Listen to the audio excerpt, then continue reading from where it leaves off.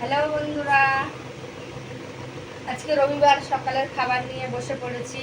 ঘুগনি রান্না করেছি আর পরোটা করেছি। সকালে আজকে পরোটা খাবো।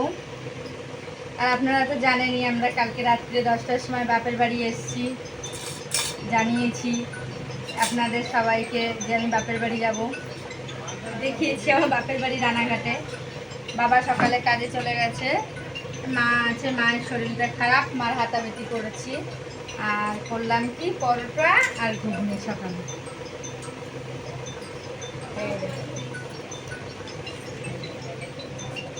ঘুগনি রান্না হচ্ছে।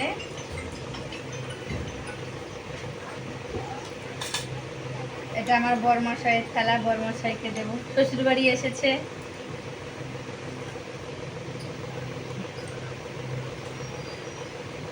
এই যে মেয়ের থালা,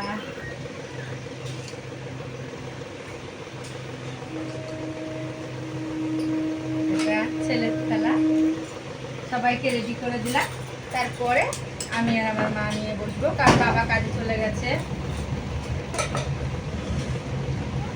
এই জলের বোতল দিয়ে দিলাম। এখন তো আর কেউ গ্লাসে খায় না, সবাই জলের বোতল খায়। আমরা সবাইকে খেতে দিই, ততক্ষণে টাটা।